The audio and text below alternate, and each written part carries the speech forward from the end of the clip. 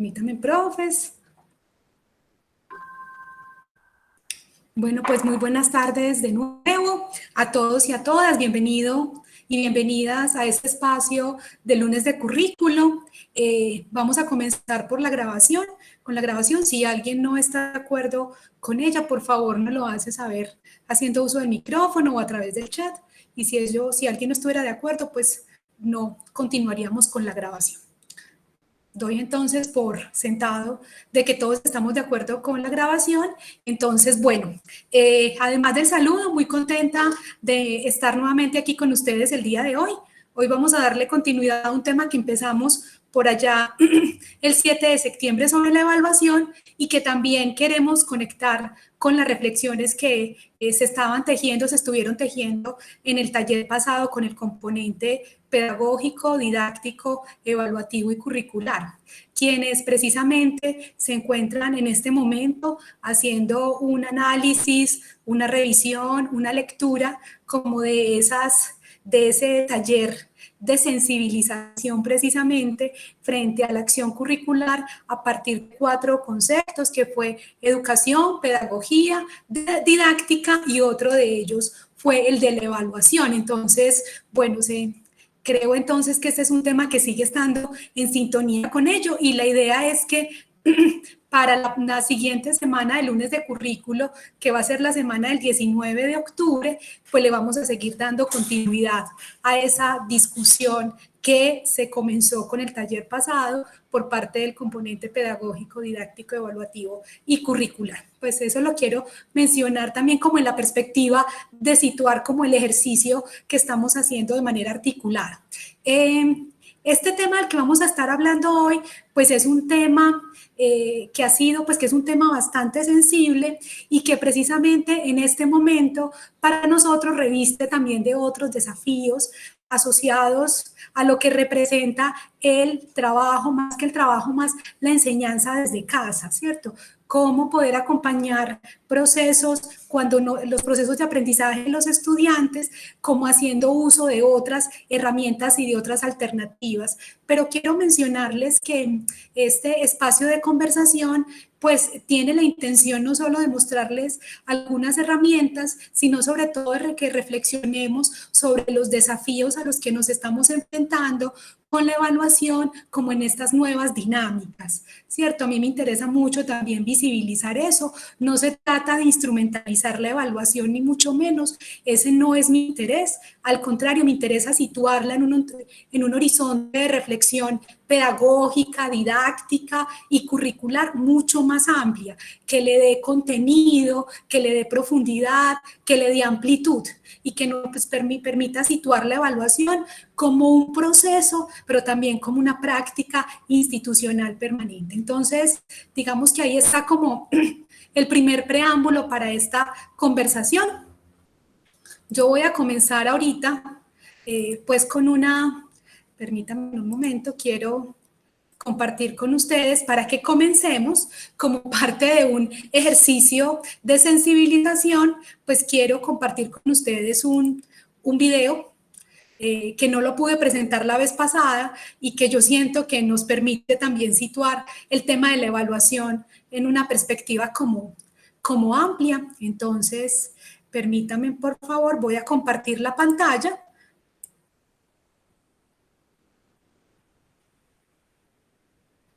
¿Me confirman si están viendo mi pantalla? Sí. Sí, profe, Okay, Giselle.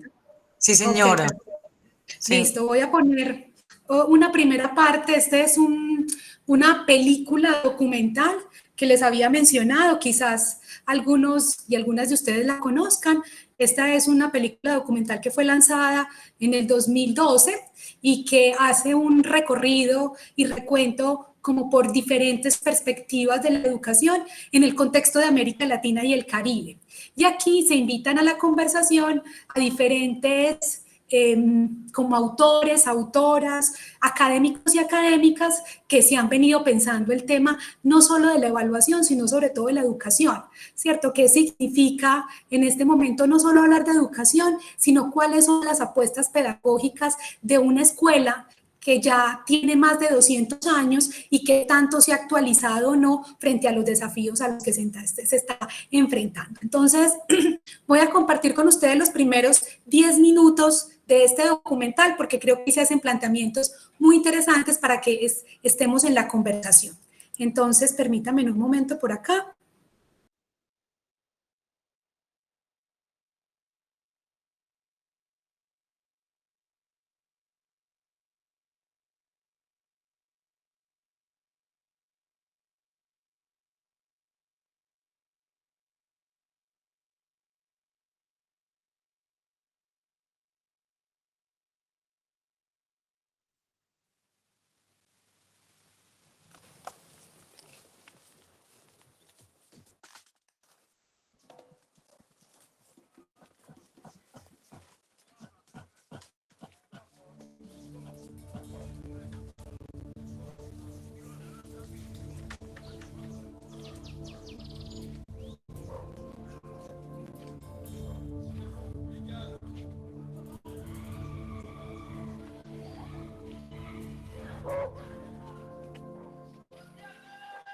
Siempre recuerdo una clase de filosofía donde el profesor nos relató esta historia. En una caverna se encontraban un grupo de hombres, prisioneros de nacimiento, encadenados de forma tal que solo podían mirar hacia el fondo de la cueva. Una hoguera y figuras manipuladas por otros hombres proyectaban en esa pared todo tipo de sombras. Para los prisioneros, las sombras eran la única referencia del mundo exterior. Esas sombras eran su mundo, su realidad. Uno de los prisioneros era liberado y se le permitía ver la realidad entera fuera de la caverna. ¿Qué tanto tiempo le tomaría acostumbrarse al exterior después de toda una vida de encierro? Posiblemente su reacción sería un profundo temor a la realidad. Podría entender lo que era un árbol, el mar, el sol. Asumamos que este hombre puede ver la realidad tal cual es y entender el gran engaño que era la caverna. El profesor nos explicó brevemente las interpretaciones del mito en relación al conocimiento, la ilusión, la realidad, y cómo posiblemente estemos dentro de una gran caverna que a su vez está dentro de otra. Pero no cabe duda de la necesidad de ese hombre libre de regresar y compartirle al mundo lo que había visto.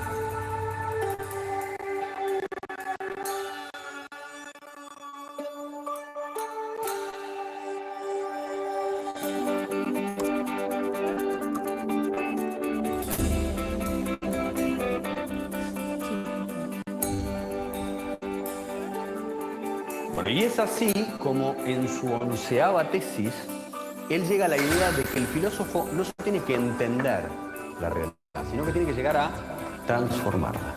¿Sí? Medios de comunicación, miles de libros, todos los discursos políticos, organismos internacionales, expertos, filósofos, páginas de internet. Todos coinciden en la importancia de la educación. Se invierten capacitaciones, mejoras edilicias e investigaciones. Se compran libros, netbooks, pizarras digitales.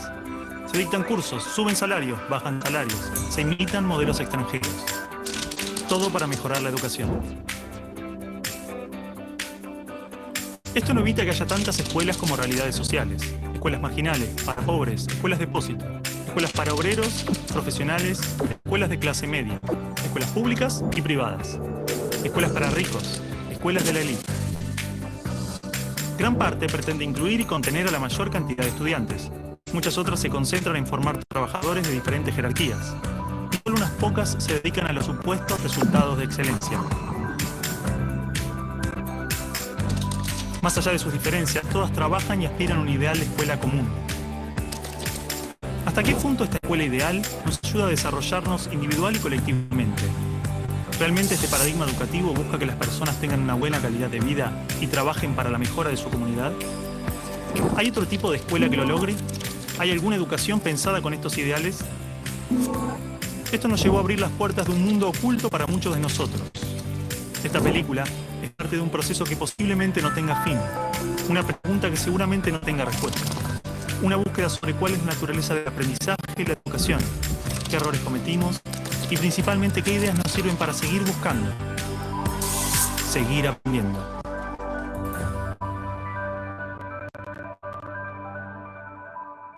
Bueno, supongo que lo que Alicia quiere, la directora quiere, es simplemente estar de acuerdo, consensuar, a ver qué es lo que se va a decir. Es un acto del colegio, el colegio tiene que saber qué es lo que se va a decir. Claro, bueno.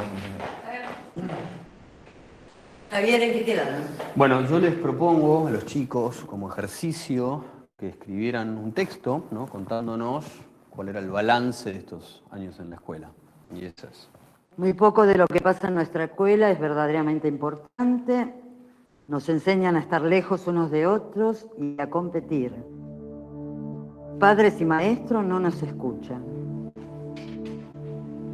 Por todo eso decimos basta. La educación está prohibida.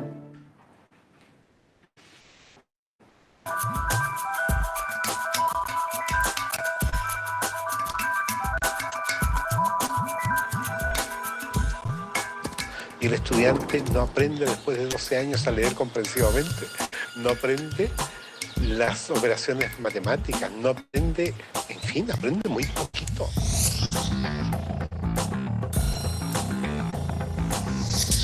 ¿Qué es lo que hace que el estudiante fracase en la escuela? Y el convencimiento va por la comprobación de que no es el estudiante el que fracasa, es el sistema el que está más planteado.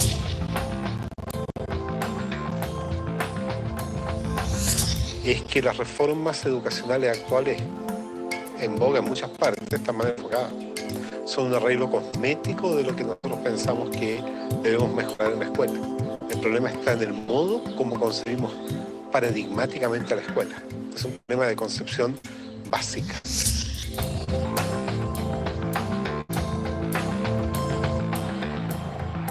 Las escuelas y los colegios de América Latina no son más que espacios de tedio y aburrimiento. Y yo siempre los invito a que pasemos por los colegios para que miremos una caricatura que hay que romper.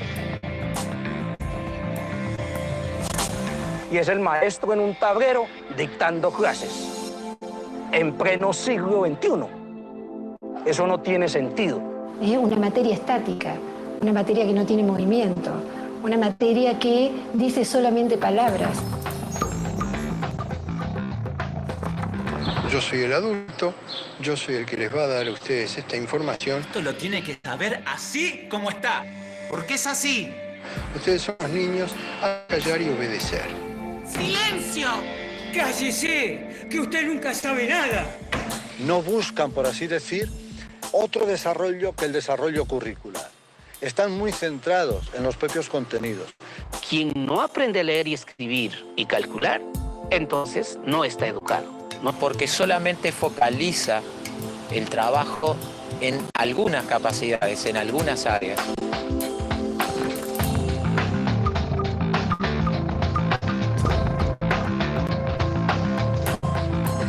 El conocimiento actual está parcializado, porque la mirada es parcial. Nosotros decimos que en las escuelas convencionales el aprendizaje es preventivo. Señor, ¿para qué sirve esto? Y la maestra le dice, algún día lo podés necesitar. Pero estos conocimientos hemos visto de que no duran ni prevalecen durante mucho tiempo. Hoy en día los paradigmas están cambiando muy rápido. El conocimiento está cambiando permanentemente. Entonces, lo que ha pasado es que los sistemas educativos no han cambiado tan rápidamente como el resto de la sociedad. Ahí es donde está el problema de fondo. En las escuelas normales y en las facultades de educación nos dijeron que un objetivo es aquello que es medible, cuantificable y observable. Entonces empezamos a buscar la regla que nos permita medir los objetivos. Y eso se llamaron calificaciones, ya sea una A, una carita feliz, una carita triste. Pero la lógica siempre va a ser la misma. ¿Comparar qué? Comparar el sujeto, sus aprendizajes, frente a una escala estandarizada que mide qué, si cada sujeto es único, singular, irrepetible. Busca que un número defina incluso la calidad de persona que eres.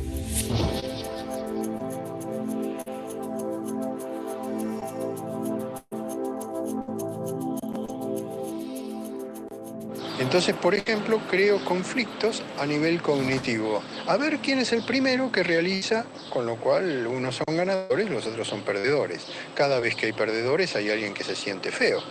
Era obvio. Se estimula mucho a los chicos a competir entre ellos. Los mejores alumnos tienen reconocimientos, tienen premios. Aquellos niños que no les van bien en los exámenes, se les llama la atención. En muchos casos ni siquiera son tenidos en cuenta. Todo el mundo habla de paz, pero nadie educa para la paz. La gente educa para la competencia y la competencia es el principio de cualquier guerra. En teoría, todas las leyes de educación nos hablan de objetivos de desarrollo humano profundos, valores humanos, cooperación, comunidad, solidaridad, igualdad, libertad, paz, felicidad, y se llenan de palabras hermosas. La realidad es que la estructura básica del sistema promueve justamente los valores opuestos. La competencia, el individualismo, la discriminación, el condicionamiento, la violencia emocional, el materialismo. Cualquier idea que se promueve desde el discurso es incoherente con lo que la estructura sostiene. A ver, a pesar de que la escuela teoriza y discute sobre principios y valores, los discute como contenidos. Si yo vengo de un paradigma fragmentado,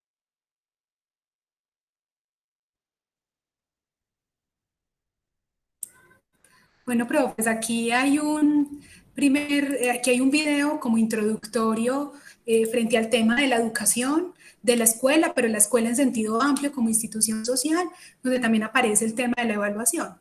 A partir de este video, pues que plantea muchas cosas sobre la educación, sobre los sistemas educativos, sobre la escuela, ¿cierto? Refiriéndose a la escuela en sentido amplio y a ciertos procesos y dentro de ellos la evaluación, yo quisiera como también abrir el micrófono, pero planteándoles a ustedes una pregunta como una pregunta orientadora, ¿cierto? O más que orientadora, provocadora, como en no solo en este escenario que está planteando el video, sino también en el escenario actual, ¿ustedes qué consideran que son como algunos de los principales retos a los que nos estamos enfrentando ahora, especialmente con la evaluación?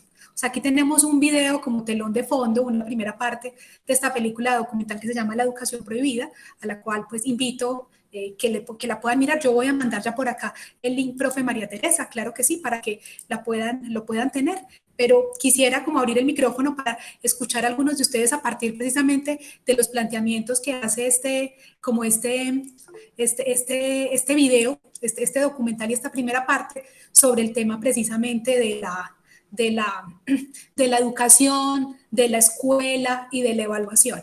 Entonces, no sé quién se quiere animar. Abro el micrófono como a partir de esta pregunta provocadora totalmente. ¿Cuáles ustedes creen que son como los desafíos a los que nos estamos enfrentando, no solo en el escenario de esa escuela desde la que se está hablando en la educación prohibida, sino también a las situaciones a las que nos hemos visto abocados y abocadas en los últimos meses a partir de la pandemia que nos ha llevado al uso de las tecnologías de la información y la comunicación? No sé quién se quiere animar a plantear como algunas reflexiones al respecto a partir de esa primera pregunta. ¿Las cosas siguen estando igual? ¿Las cosas han cambiado?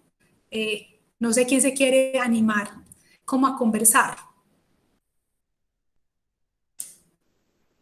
Como a partir de esa pregunta inicial.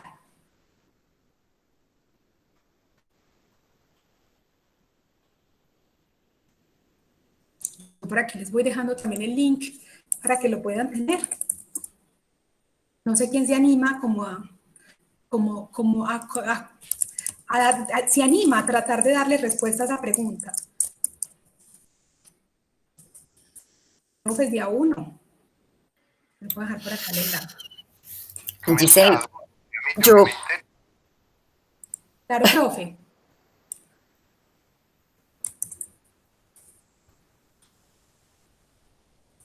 Bueno, lo que iba yo a comentar es que en realidad yo creo que no hay, digamos que un cambio que uno pudiera decir desde la educación en otros momentos o por la situación actual, sino que es también muy variable dependiendo tal vez del nicho donde los estudiantes han tenido, digamos, como la oportunidad de circular, o pues sus propios nichos, o sus propios grupos sociales, porque yo creo que lo que enriquece es la posibilidad de debate.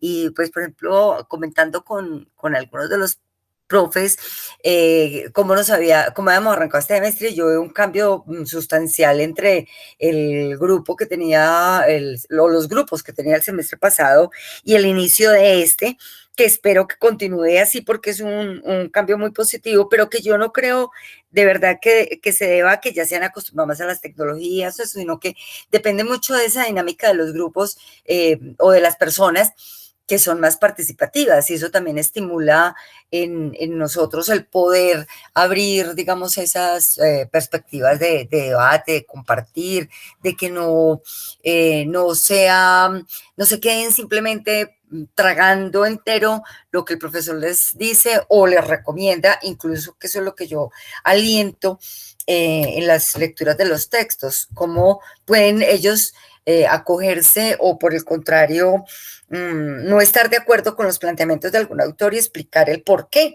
para que también tengan la oportunidad de de interlocutar con ellos al leerlos. Y es ponerles, por ejemplo, el si tal vez entendieron mal, si cuál sería la propuesta inversa a que harían a ese autor, etcétera. Eso yo creo que sería una de las cosas que pienso que es muy cambiante, es muy difícil de medir. Muchas gracias, profe, porque cuando yo la escuchaba pensaba, claro, no se trata solo de hablar de la escuela, sino también de sus actores, ¿cierto? También estos actores que ha podido también transformarse o cambiar en una situación también cambiante e impredecible e incierta. Entonces, frente a lo que usted comenta, también frente a como unas actitudes distintas de los estudiantes frente como a esta situación particular, pero como ha notado algunos cambios que pues no sabemos eso cuánto va a estar, pero sí se han venido como generando algunas transformaciones, al menos algunas actitudes distintas como frente a esta situación. Muchas gracias, profe. No sé quién más quisiera mencionar algo como lo que le pudo haber generado no solo ver esta primera parte del documental, sino también como con respecto a la pregunta de cuáles consideran ustedes que son los desafíos a los que nos estaríamos enfrentando como en estos escenarios también actuales, teniendo en cuenta como ese panorama que nos presentan ahí y sobre todo con la evaluación. No sé si alguien se quiere animar. Giselle. Pues, Ok. Claro que sí. No, es que pues habrían muchas cosas que observar, pero de una manera pues muy rápida, advertir que la educación universitaria, pues a mi juicio es el momento de la escuela como institución social o en el que más se resienten las dificultades de la evaluación, por muchas razones. Primero que todo, porque, me disculpan, no creo que se tome muy en serio la evaluación en la universidad. No se toma en serio en el sentido de lo pedagógico, sino en el sentido de lo institucional o del cumplimiento de la certificación que cumple la universidad, pues en términos de entregarle a la universidad supuestamente profesionales idóneos. Entonces, esa es como la gran dificultad que yo veo. Por lo tanto, esta película yo la he visto en otras ocasiones y cada vez que la veo llego como a la misma conclusión de que se habla de la educación en general, de pronto desconociendo que la educación tiene momentos distintos y eso afecta grandemente la relación entre los sujetos involucrados en ello y también el papel, las contexturas y el proyecto de cada instancia. Es que para mí no es lo mismo la educación básica que la secundaria, que la universitaria. Y la otra sensación que me queda con este documental es que está muy lleno de lugares comunes y creo que pocos se le ponen en discusión. Creo que el documental realmente exige una discusión muy seria de la manera como desde ciertas posiciones de cliché, por ejemplo, desde visiones tradicionales o conservadoras, pero también muy clichésudas desde las perspectivas de izquierda, de lo que se llaman ahora ciertos progresismos, ven la educación de una manera muy extrema, y yo siento que este documental cae un poco en eso, de, por ejemplo, hacer afirmaciones de que la educación es aburridora, pero ciertamente, ¿qué es eso?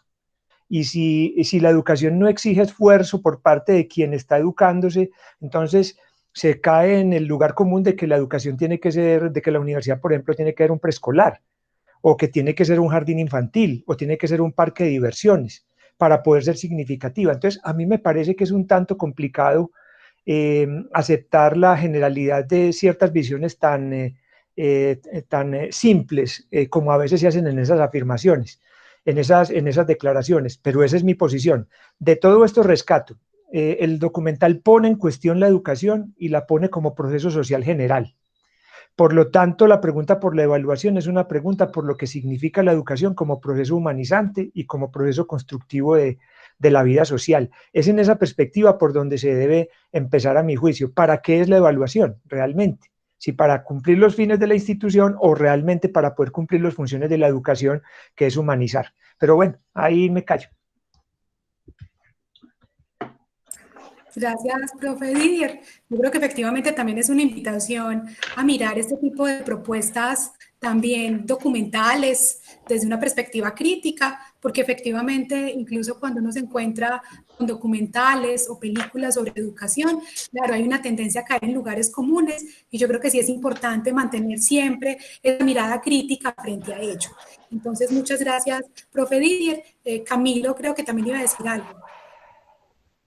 Camilo. Profesora, ¿me escuchan? Sí, te escuchamos. Bien, sí. Lo que quería decir, haciendo un poco referencia a lo que nos planteaba la profe María Teresa, es que siento que el mayor de los retos para tratar de responder a tu pregunta es la alta volatilidad o la gran cantidad de cambios que vivimos en diferentes escalas todo el tiempo. Cítese, por ejemplo, el cambio que nos representó el pasar al trabajo virtual obligatorio debido a la contingencia. Entonces ahí en marzo 15 tuvimos un cambio para el cual ninguno de nosotros estaba preparado. Los cursos se habían diseñado con otra lógica, se habían pensado las actividades de evaluación calificables o no desde otra lógica, y ahí de repente hubo un cambio que ninguno de nosotros tenía en el panorama, ni para ejercer la labor de enseñanza por parte de los profes, ni para administrar ese proceso por parte del equipo de la escuela. Luego, entonces diría uno, bueno, ya estamos en virtualidad, ya lo entendemos, empieza un nuevo semestre, la situación ya es la misma que habíamos entendido hacía 4 meses. No, resulta que no, porque ahorita reinicia un semestre y los estudiantes, o uno puede alcanzar a tener una lectura, puede sonar atrevida, de que los estudiantes han cambiado su perspectiva. Por ejemplo, encontramos una gran cantidad de solicitudes de matrícula, una gran cantidad de peticiones de ajustes que podrían ser opuestos al supuesto de que las personas en la virtualidad están muy cargadas, entonces posiblemente iban a tomar menos materias. Resulta que no. Entonces ahorita empezamos un nuevo proceso que se supone ya habíamos medianamente entendido, ahorita lo tenemos que volver a hacer. Menciona la profe María Teresa que encuentra un cambio en sus estudiantes. Entonces creo que esa es la constante. Cada uno de los cursos siempre van a ser distintos de un semestre a otro, pero luego hay condiciones tan cambiantes en el entorno que nos exige estar como hiperactivos para comprender y adaptar esas nuevas realidades que van desde lo pequeño, como por ejemplo la capacidad que tenga un estudiante de conectarse a las sesiones, dado que tenga uno las tecnologías para ello, que eso es una cosa, digamos, del día a día, como al fondo de qué queremos evaluar, porque entonces también este trabajo contingente desde casa nos puso a pensar de nuevo en las evaluaciones, porque quizás eran, en las calificaciones más bien, porque quizás eran muchas, pero entonces ahí se pregunta uno, bueno, y todo esto que yo estaba preguntando, ¿lo puedo suprimir? ¿Es tan importante? ¿No es tan importante? Entonces nos pone a reflexionar sobre el fondo del asunto, ya no es un asunto superficial de resolver ahorita una contingencia. Entonces creo que ese es el mayor de los retos, y es que nuestra sociedad es muy dinámica, nos movemos muy rápidamente, tenemos muchos cambios, más allá de una pandemia que es una cosa completamente inesperada, pero luego cada día estamos teniendo nuevas realidades, nuevas situaciones, más flujos de información, cambio en los intereses de las personas, en las dinámicas sociales. Un día un estudiante está en una situación y al otro día está en otra, consigue un trabajo por la necesidad, y entonces un día era uno en clase y a los 8 días ya no es el mismo, porque cambiaron sus realidades. Creo que ahí está el mayor reto, y eso cobija completamente a los temas que nos interesan hoy de evaluación. Muchas gracias, Camilo, muchas gracias pues a los profes. Yo creo que ahí sin duda pues los desafíos son muchos. Ustedes han señalado desafíos muy importantes, sobre todo como para poder entender también el lugar no solo de la escuela, sino cuando estamos hablando de educación superior, esos desafíos, cómo están planteados, cómo los estamos asumiendo en escenarios que son cambiantes, ¿cierto? Y frente a actores también que asumen actitudes, prácticas y comportamientos particulares frente al cambio. Entonces, yo creo que ahí tenemos varias cosas. Margarita, claro que sí, tienes el micrófono a tu disposición. Buenas tardes. Yo quisiera contarles algo que me sucedió el semestre pasado con respecto a la evaluación, y es que frente a la demanda que hicieron algunos estudiantes sobre la posibilidad de que la evaluación fuera cualitativa en un momento, porque pues al principio nos dio mucha dificultad para todos acostumbrarnos a que ya las clases iban a ser virtuales, pero luego el curso tomó una dinámica muy interesante y ellos participaban y estaban pues muy activos en el curso. Y cuando surgió la propuesta de la evaluación cualitativa, los estudiantes estaban como muy inquietos con el tema de la evaluación y yo les planteé la posibilidad de tener un 100% de autoevaluación. Les dije, les propongo que cada uno de ustedes se ponga la nota que considere que se merecen. Y eso fue muy charro porque se quedaron como en shock, pensaron un rato, yo les dije, piénsenlo hoy, en la próxima clase me lo dicen porque eran callados, y en la próxima clase me dijeron que no. Entonces, yo también creo que es que el proceso evaluativo requiere mucha madurez por parte del estudiante, pues si es que en los términos que plantea Didier, tomarse en serio la evaluación, que significa valorar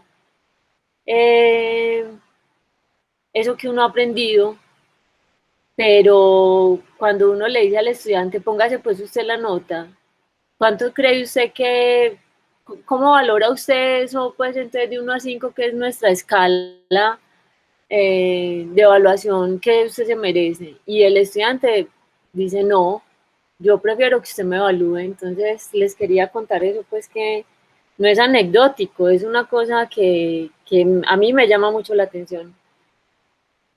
Era eso lo que les quería contar.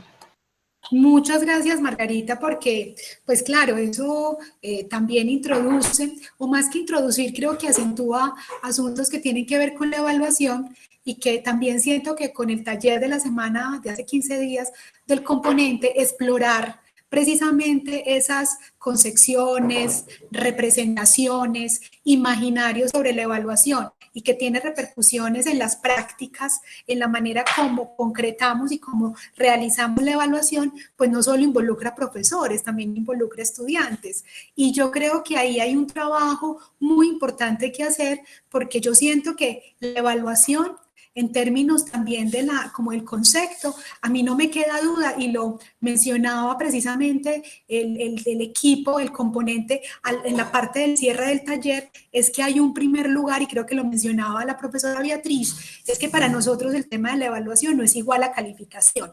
Yo siento que ese ha sido un gran logro. El asunto es cómo los estudiantes asumen, comprenden y practican la evaluación. Y yo siento que ahí, Margarita, tu ejemplo, que no es anecdótico, sino que es un asunto que nos debería llevar a generar una importante reflexión sobre eso, necesitamos emprender procesos también para ir transformando esos asuntos, en tanto que todavía hay una idea de que es el profesor el que debe evaluar, ¿cierto? Y el estudiante entonces ahí asume qué tipo de posición o de actitud frente al proceso. ¿Cómo podemos ir introduciendo otras modalidades de la evaluación que no solo sean la heteroevaluación, la evaluación que hace el profesor, sino también la autoevaluación y la coevaluación, ¿cierto? Que implicaría introducir otras posibilidades para entender la evaluación, pues como calificación, pero que obviamente va más allá de eso. Pero muy interesante lo que tú dices, Margarita, cuando el estudiante tiene la oportunidad entonces de la autoevaluación, cómo asume esa responsabilidad. Y en este caso, los estudiantes prefirieron delegar o que el profesor sea el que siga asumiendo esa responsabilidad, donde quedan las responsabilidades también compartidas frente al proceso. Y yo creo que efectivamente es muy pertinente y muy relevante para lo que estamos conversando sobre la evaluación. Entonces, muchas gracias, profes, por sus intervenciones. Yo creo que nos han dado mucho para seguir pensando precisamente sobre este tema de la evaluación. Y aquí pues les quiero compartir, ¿están viendo mi pantalla? Sí. De nuevo. Sí, Okay, profe. perfecto. Muchas gracias. Bueno, por acá entonces ya vimos el video. Yo quería aquí retomar algunos asuntos que también mencionaba Didier. Profesora Giselle, Dime. discúlpeme la interrupción. Creo que usted no se dio cuenta que le pedía por acá la palabra a alguien más. A ver, yo miro. Era Margarita. No, Pero sí, dime si se me pasó alguien más. efectivamente. Qué pena la interrupción. No, pero te lo agradezco, Camilo. Si alguien me ayuda y por ahí están pidiendo la palabra, pues pueden hacerlo por el chat, pero como yo voy a estar presentando, no puedo ver el chat. Entonces, si alguien quiere hacer algún comentario, bien pueda hacerlo sin ningún problema. Muchas gracias, Camilo. Les decía entonces que, y Didier lo mencionaba en su intervención, y que retomo de lo que les comencé a plantear el 7 de septiembre, pero no pudimos profundizar mucho.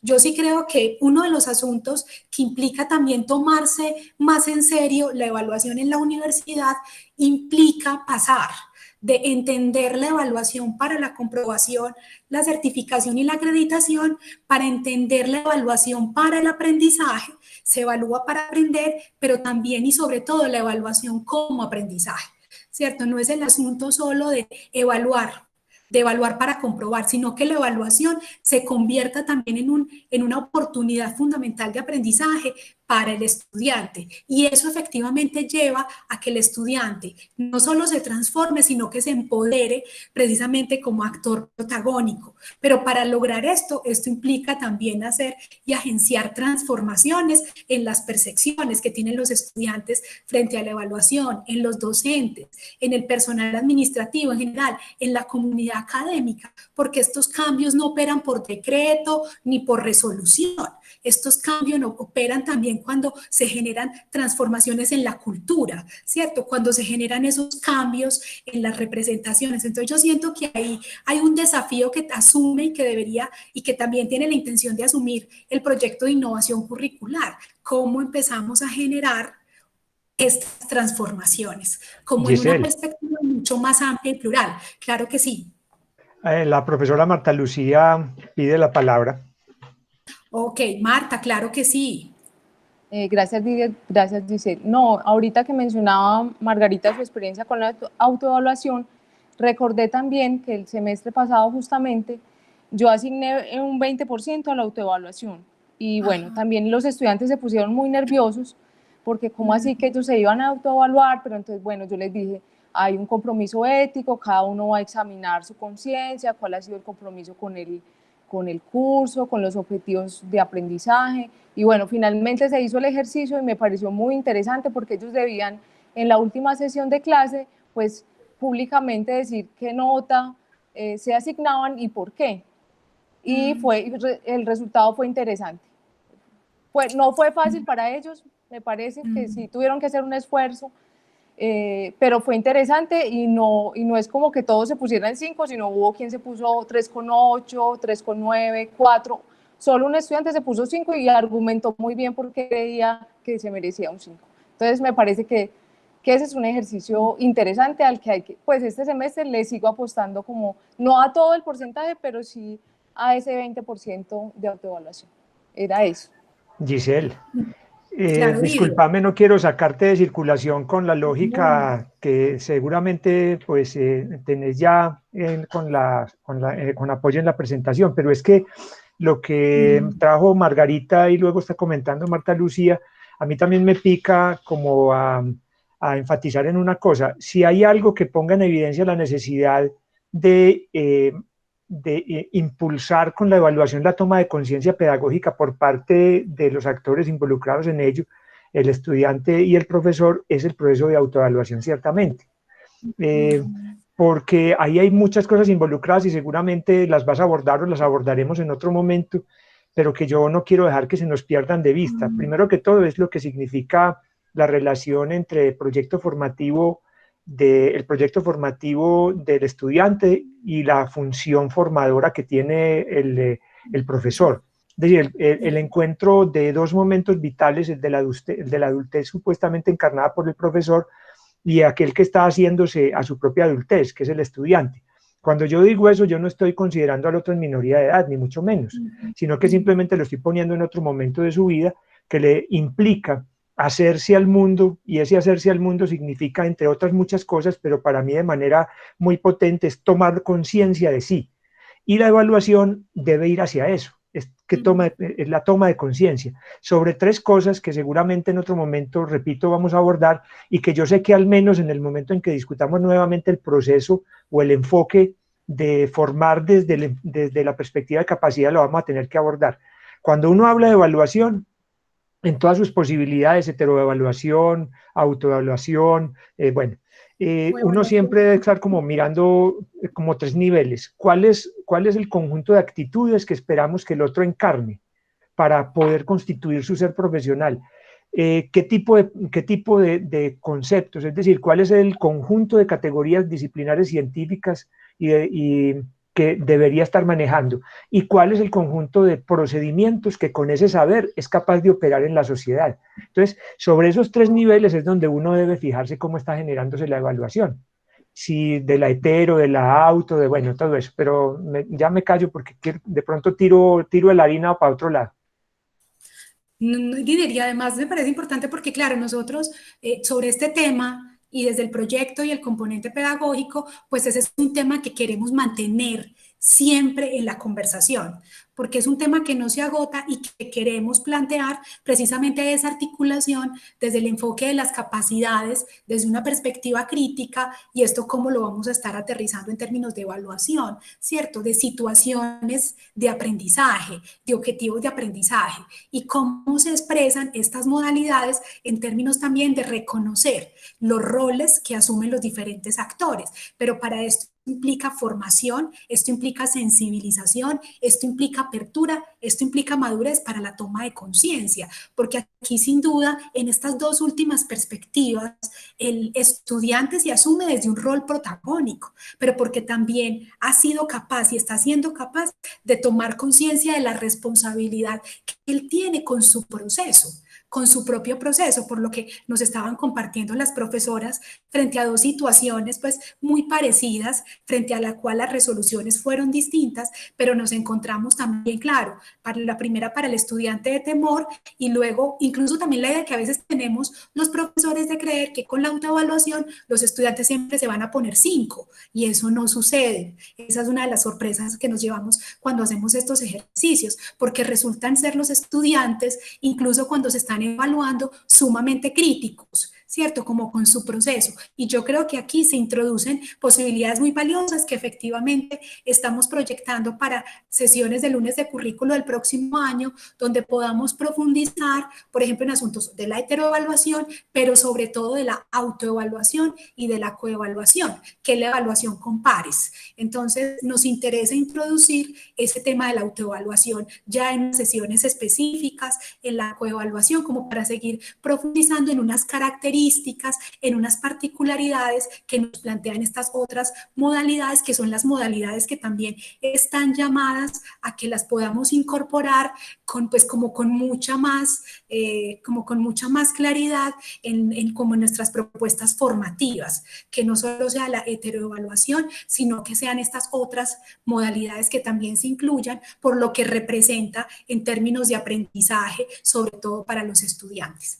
Entonces, como que con estas consignas, pues aquí siento yo que están nuestros principales desafíos, pasar entonces de esta evaluación del aprendizaje a la evaluación para el aprendizaje y la evaluación como aprendizaje. Aquí pues esto también lo estuvimos mencionando la vez anterior, pero pues aquí hay una perspectiva apreciativa, diría yo también una perspectiva de la evaluación también crítica y muy en sintonía con el enfoque de las capacidades, de lo que representa también el desarrollo y el despliegue de las potencialidades de los sujetos a partir de procesos educativos que están orientados eminentemente a la humanización, como lo estaba planteando Didier hace un rato. Y aquí pues se enuncian algunos como de esos elementos que estarían acompañando esa perspectiva crítica, apreciativa de la evaluación, donde haya reciprocidad, donde haya valoración de las diferencias y las singularidades, donde haya un reconocimiento de las posibilidades, pero también de algunas limitaciones de la evaluación, que haya respeto y confianza mutua, que haya relevancia y pertinencia, que haya solidaridad y acogida, que haya implicación e involucramiento, que haya dinamicidad, interactividad y flexibilidad, ¿cierto? Aquí se enuncian como características generales sobre estas nuevas propuestas de la evaluación en las que sin duda en el centro están los estudiantes, pero también sus intereses, sus expectativas y la necesidad de vincular el conocimiento también con la vida, ¿cierto? Este conocimiento disciplinar, pero también ese conocimiento disciplinar, cómo está también puesto en relación con la necesidad de aportar soluciones y transformaciones en los contextos, en los diferentes contextos de interacción en los que se encuentran los estudiantes y donde se van a encontrar ellos también en calidad de profesionales. Entonces aquí se enuncian como algunos de estos elementos. Aquí pues retomo una de las definiciones que precisamente tiene la profesora Ofelia Roldán Vargas sobre la evaluación en una perspectiva de capacidades, entendiendo que para la evaluación se asume como la valoración de las capacidades que desarrolla el estudiante y de los agenciamientos que ha realizado o tiene proyectado realizar en función de resignificar su propia vida y aportar a la resolución integral de soluciones concretas y específicas. Y aquí también, Didier, habría un abanico de posibilidades también de cómo nosotros entendemos la evaluación también desde esas capacidades en términos de las actitudes, de los conocimientos, bueno, en términos de lo actitudinal, en términos también de lo procedimental y en términos cognitivos, ¿cierto? ¿Cómo logramos integrar esas dimensiones precisamente como parte de la valoración de los estudiantes, de las capacidades que desarrollan los estudiantes? Aquí entonces les propongo, y eso también lo mencioné ese día, pero que quería traerlo nuevamente como a la conversación, como cuáles eran esas características de la evaluación, como una evaluación formativa, sobre todo porque introduce oportunidades para el aprendizaje, pues está la evaluación sumativa, que está al final, pero para nosotros cobra mucho sentido la evaluación formativa, la evaluación que es permanente, que precisamente le permite no solo al profesor poder identificar dónde están no solo lo que el estudiante ha logrado, adquirido, aprendido, sino qué ajustes y cambios debe de introducirse para que los estudiantes puedan lograr desplegar esas capacidades. Es integral porque está articulada con diferentes dimensiones del desarrollo humano. Yo creo que un asunto al que también nos estamos enfrentando desde el enfoque de las capacidades es que no solo el aprendizaje está vinculado con lo cognitivo, también los estudiantes aprenden en ese proceso de interacción con los otros y las otros asuntos que tienen que ver con el desarrollo de otras dimensiones, que tiene que ver, por ejemplo, con las dimensiones no solo cognitiva, sino con la dimensión comunicativa, con la dimensión ética política, con la dimensión lúdica y estética, con otras dimensiones que son fundamentales y que son inherentes al desarrollo humano. La universidad no solo nos forma cognitivamente, la universidad, y en este caso, lo que sucede en los espacios formativos también contribuye de manera directa o indirecta precisamente al desarrollo y a la potenciación de esas otras dimensiones del desarrollo humano en una perspectiva integral.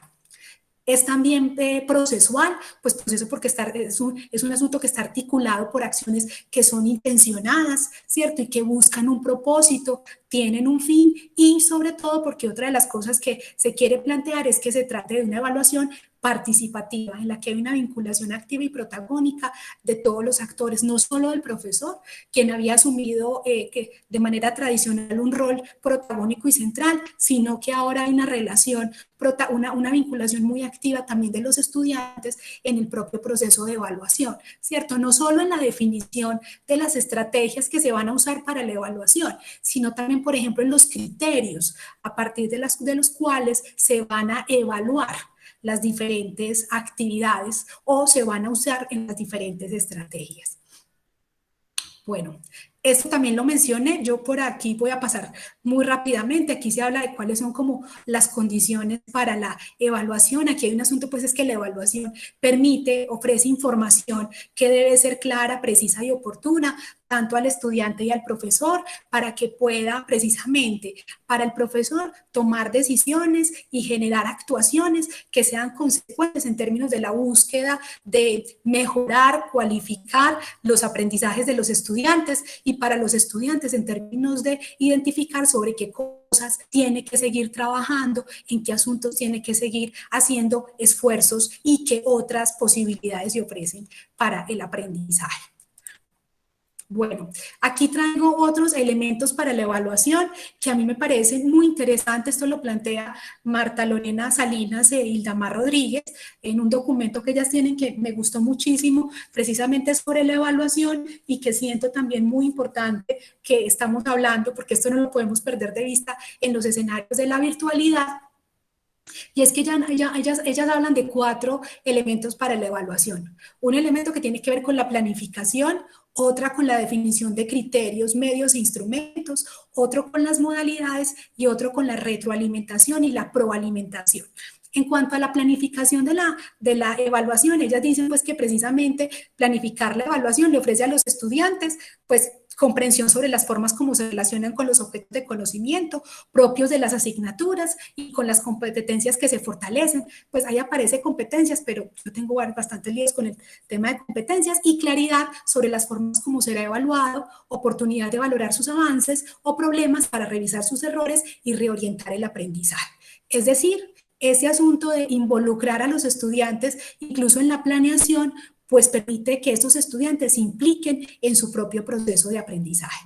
Y obviamente para los profesores, pues esto representa también que le ofrece información en términos de poder reorientar, cualificar y transformar sus procesos también de enseñanza, sus procesos didácticos y tener en cuenta otras modalidades de evaluación. Con respecto al tema de los criterios, los medios y los instrumentos, pues en este caso nos están planteando que los criterios son los principios o normas o ideas de valoración en relación a las cuales se emite un juicio valorativo sobre el objeto evaluado. Básicamente, este tema de los criterios responde a interrogantes tales como ¿qué principio o pauta nos guía para evaluar?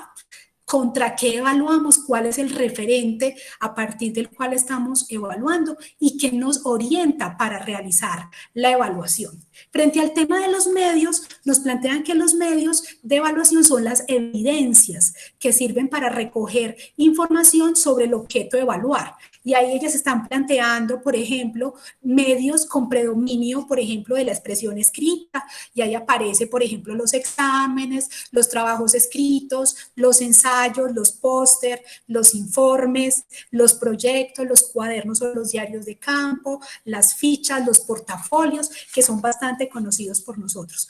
Otro de los medios que ellas señalan como evidencias son, por ejemplo, los medios con predominio de la expresión oral. Entonces ahí aparecen las exposiciones, los debates, las entrevistas individuales y entrevistas grupales, los grupos de discusión, las mesas redondas, los paneles de expertos, las ponencias.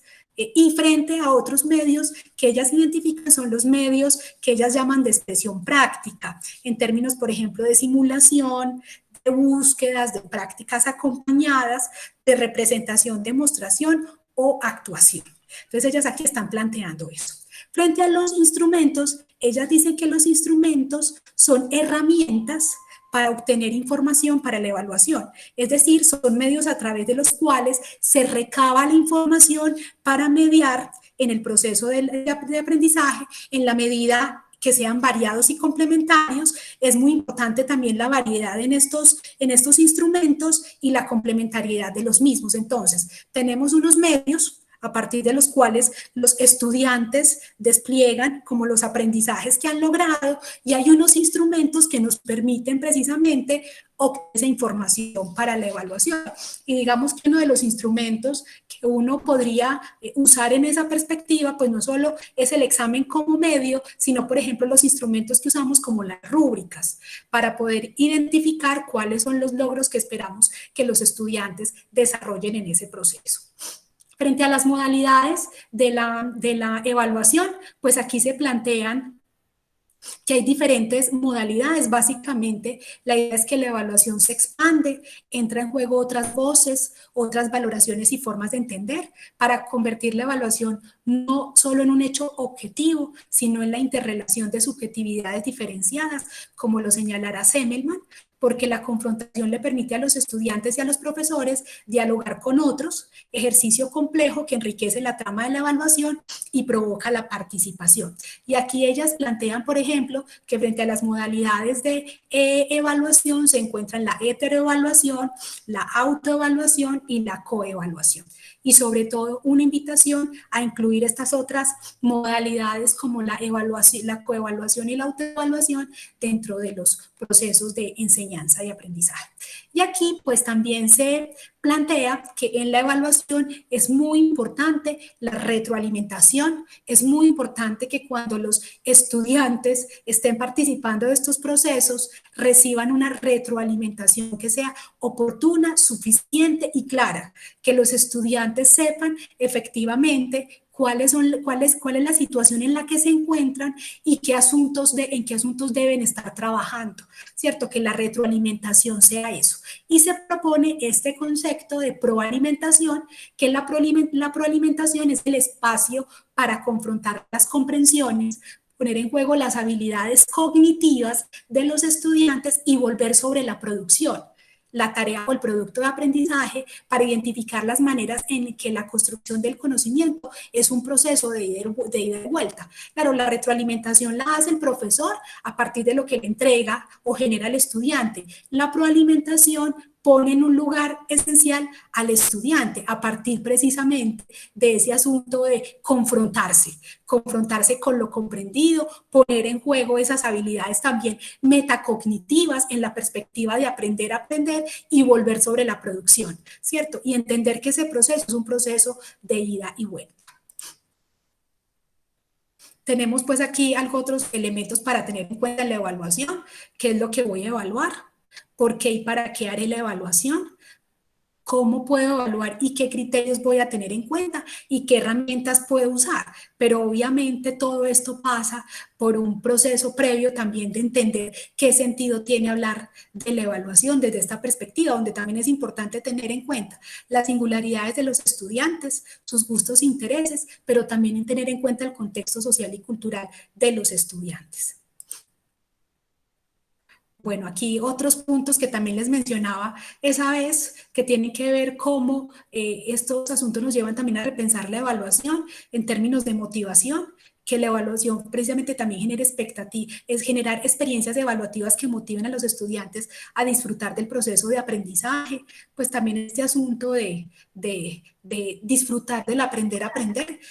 El aprendizaje no tiene por qué ser un asunto doloroso, pese a que puede ser un asunto movilizado por otras cosas. También el tema de cómo promover experiencias evaluativas que generen emociones positivas en los estudiantes en torno al aprendizaje, y está muy conectado con lo anterior, ¿cierto? O sea, y ustedes lo mencionaban, recuerdo, cuando hicimos ese gráfico en Mentimeter, esa nube de palabras sobre el tema de la evaluación, como que palabra, emoción, vinculaban con emoción, con la evaluación, y aparecía, por ejemplo, que algunos pusieron el miedo, la angustia, también por lo que puede generar la evaluación en los estudiantes, sobre todo cuando hablamos del examen, eso genera ansiedad. El tema de los relacionamientos, fortalecer la configuración de relaciones más cercanas, solícitas y próximas con los estudiantes, y que también el tema de cómo generamos experiencias evaluativas que tengan en cuenta estos elementos pues creemos que pueden favorecer el desempeño académico de los estudiantes y disminuir la deserción estudiantil. Bueno, aquí quiero introducir otro asunto que tiene que ver precisamente con asuntos que se han venido de alguna manera impulsando bastante con todo este auge de las tecnologías de la información y la comunicación, y es el concepto de ecología de aprendizaje. Lo quiero también traer como a la conversación, porque este es un tema no desvinculado del asunto de la evaluación, desde donde también estamos entendiendo esta perspectiva del aprendizaje, una perspectiva del aprendizaje que también se va diversificando y que se va ampliando. Aquí se toman propuestas de CINES que tienen que ver con el tema de las ecologías como entornos de conocimiento compartido, que fomentan las conexiones y las fuentes de conocimiento, dando lugar a la circulación de este de manera amplia.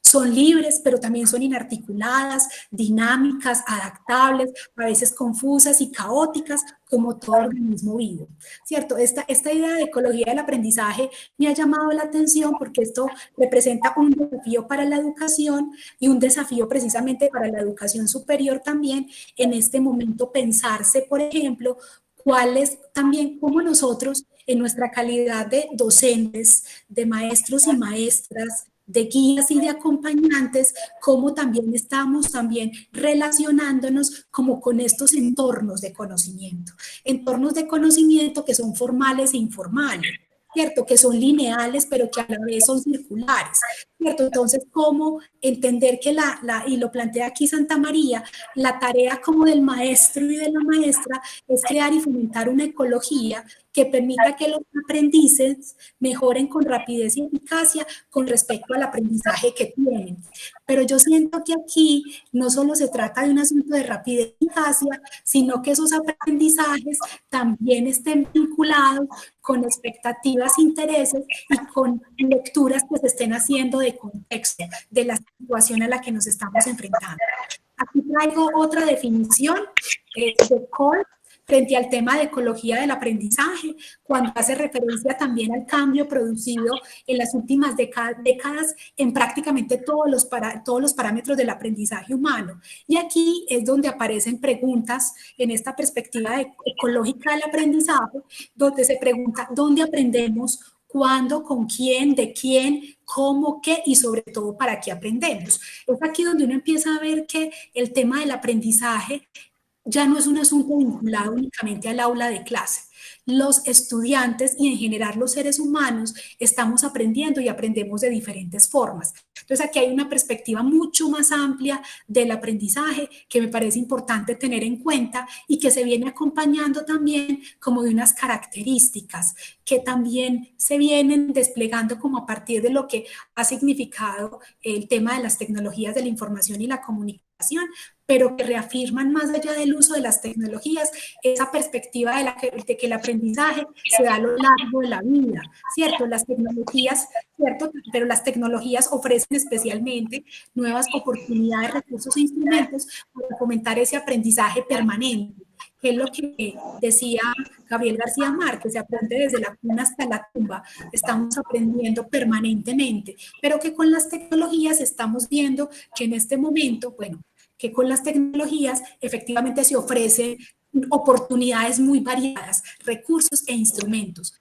Un aprendizaje que está apalancado por el uso de las TIC, permite tener a la mano diferentes opciones, tanto por la diversificación del tiempo como del lugar para aprender, y nos incluyen diferentes lenguajes y formatos. Un asunto que me llamaba mucho la atención es que precisamente con el tema de las tecnologías, cuando uno empieza a hacer revisión como en la literatura acerca de la evaluación en la virtualidad, lo que se empieza a conocer como la evaluación, ¿cierto? Esto le anteceden a la evaluación, una por el tema también de de introducir este asunto de otras posibilidades también apalancadas por las tecnologías, es que varios autores mencionan que este asunto de las tecnologías han introducido unas metamorfosis en el aprendizaje y que quiero mencionar a propósito de esta segunda opinión.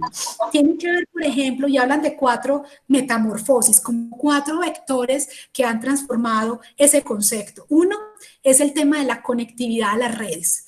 Eso de estar conectado a las redes, conectados con pares, conectados con personas que pueden estar en diferentes lugares, en diferentes geografías y que pueden hablar incluso diferentes idiomas. Y ahí aparece el tema como de una línea que se conoce como el conectivismo también y que viene generando reflexiones y aportes en la educación.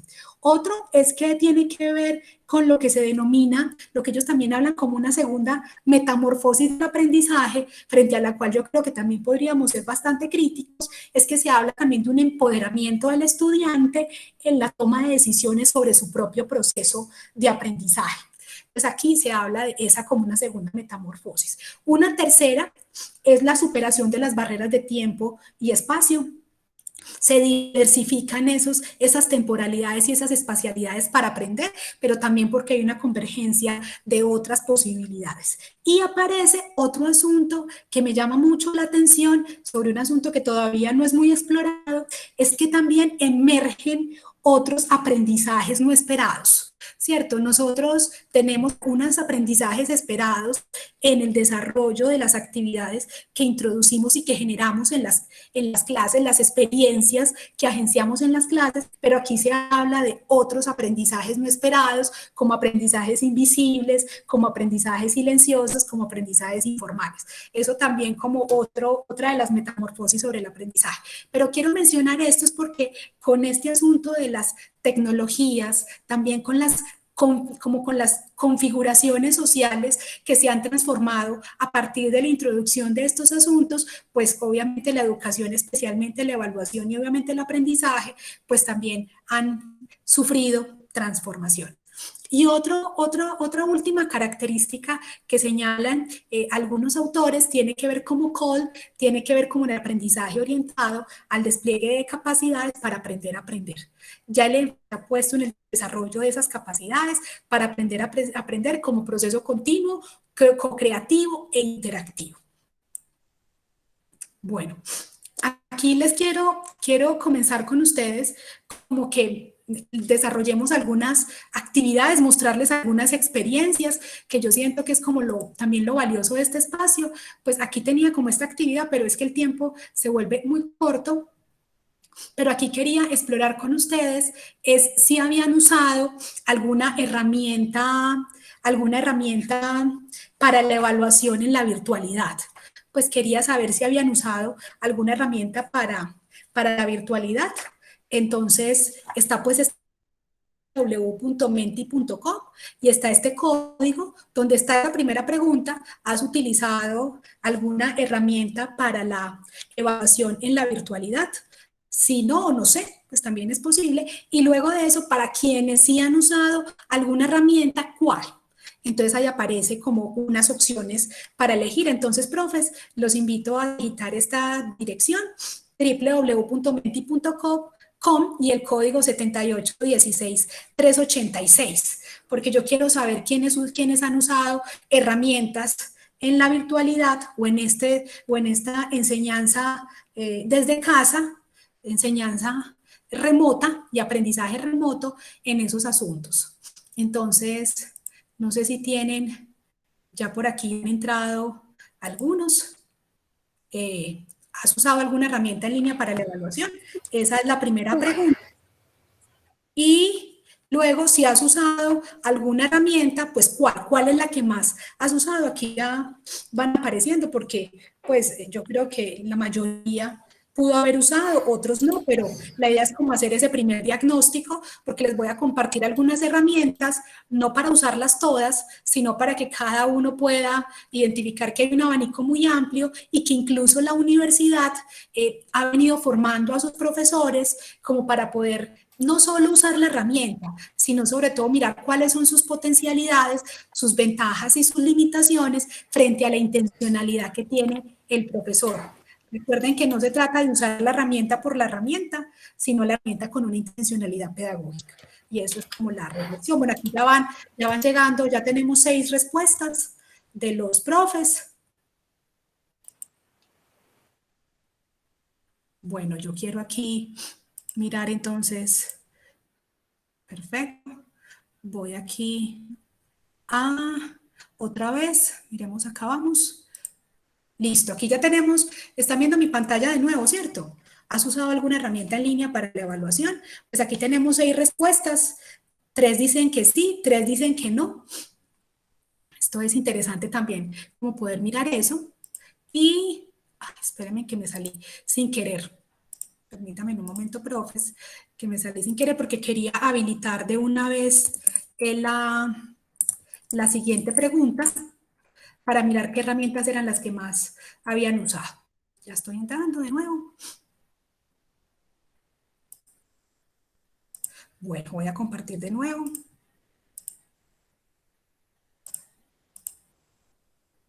Ocultar.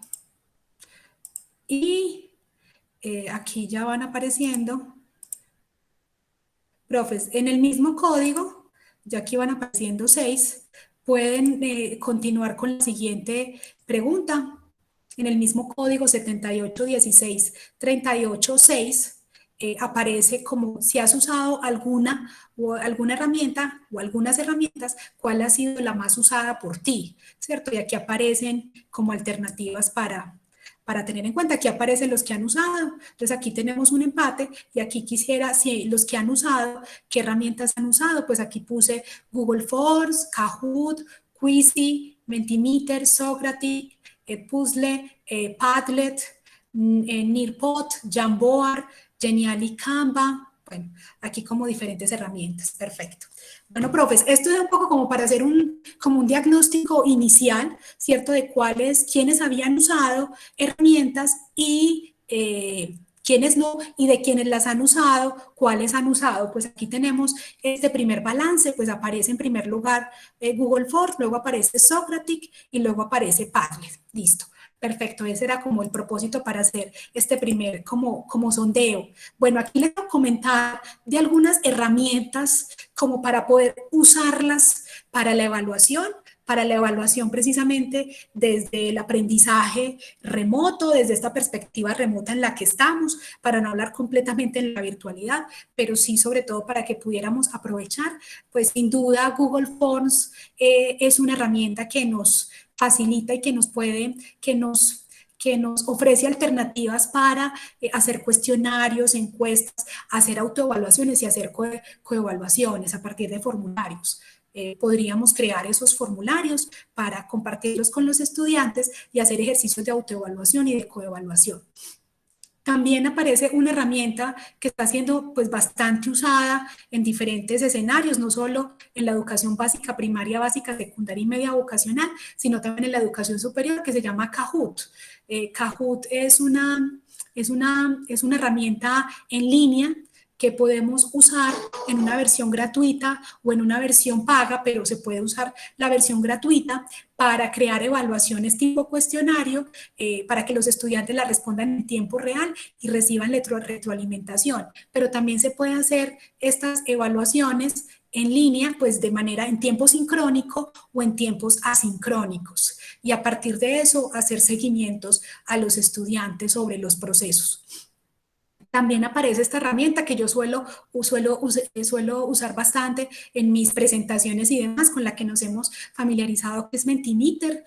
Puedes usarlo para explorar temas con los estudiantes en tiempo real, precisamente para hacer evaluaciones diagnósticas, pero también para introducir preguntas acerca de las temáticas que se están desarrollando, para mirar cuál ha sido de los estudiantes frente a las temáticas, y aquí se pueden hacer preguntas tipo opción múltiple, preguntas con respuestas largas, preguntas con respuestas cortas, preguntas de falso y verdadero, pues preguntas donde se pueden incluir y construir nubes de palabras, pues ofrecen muchas posibilidades. Y también está la versión es gratuita.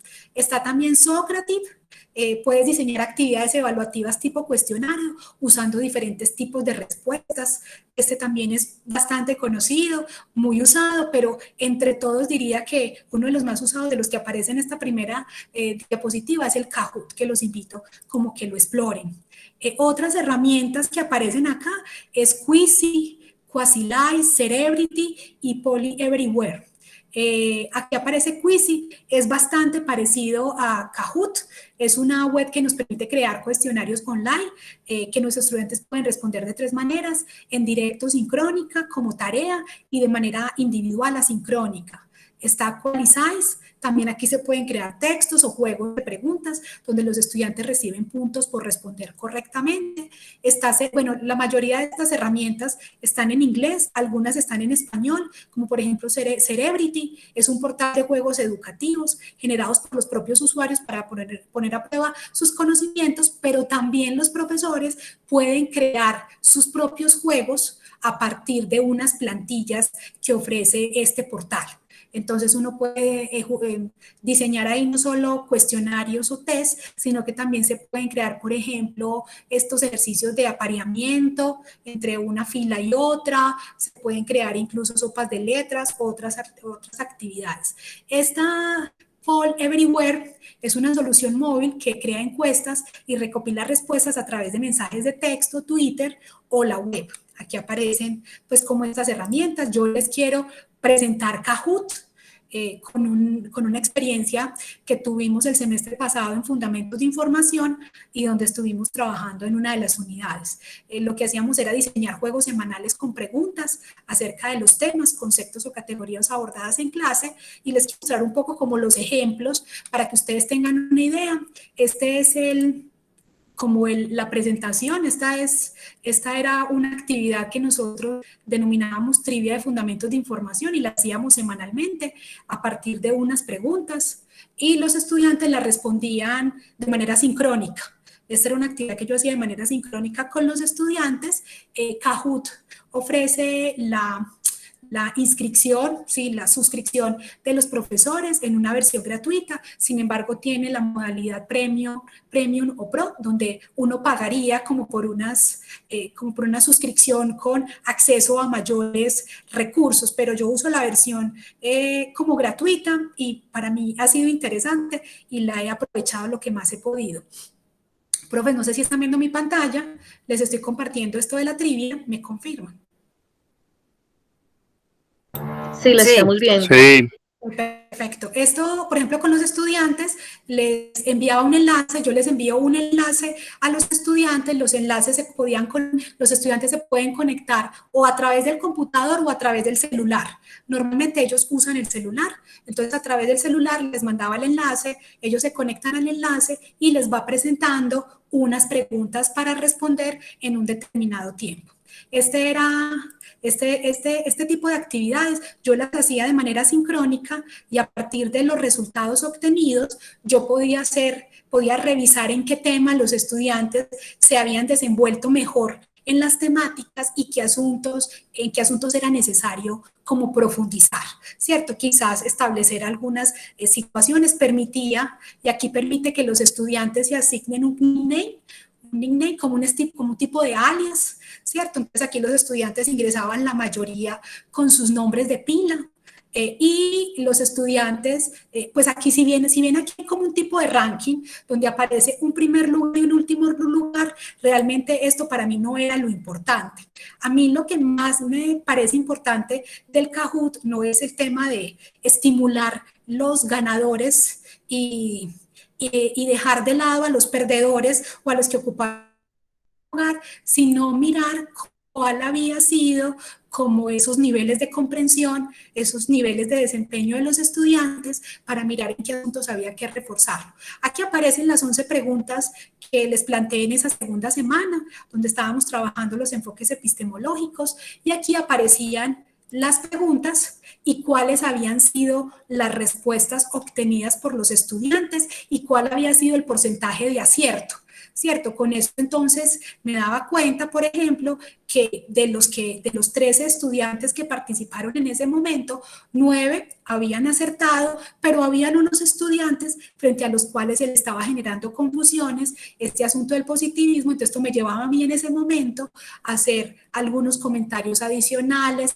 a precisar algunas cosas, aunque aquí aparecía quienes habían respondido bien y quienes mal, pero más allá de eso era un poco poder hacer ese refuerzo, esa precisión como en las temáticas y así sucesivamente. Esas actividades yo no solo las he usado a nivel de pregrado, sino también a nivel de posgrado. Yo he hecho estos ejercicios de Kahoot con estudiantes de maestría e igualmente ha sido muy interesante para los estudiantes también a nivel de maestría poder acercarse a este tipo de, como de estrategias diagnósticas, pero también para hacer una valoración de cuál ha sido esos niveles de comprensión frente a las temáticas.